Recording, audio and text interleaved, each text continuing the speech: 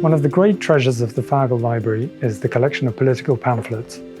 These are short works of up to around 100 pages, and because they could be printed very cheaply and quickly, they were the mainstay of the information culture in 17th century Netherlands.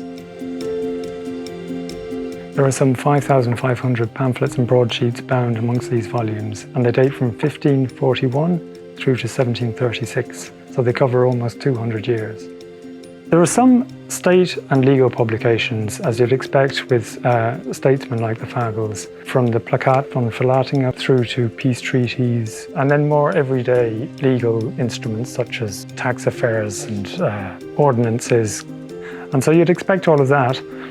But there are also a great range of other kinds of document here, and that's where it starts to get really interesting.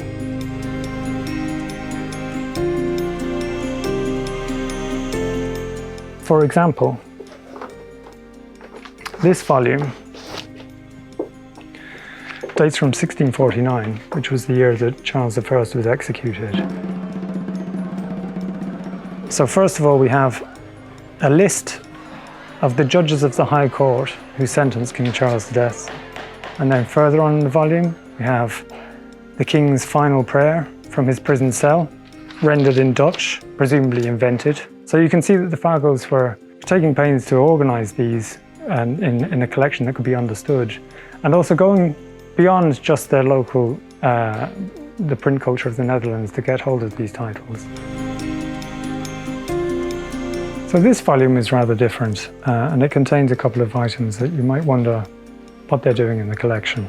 It covers years from 1616 through to 1649. It's got a number of works of a sensational nature about gruesome murders of the time. It has some portentous material about eruptions and comets. So how do we understand that in a political context? Well, it could be that such portents and warnings also serve as some kind of political message.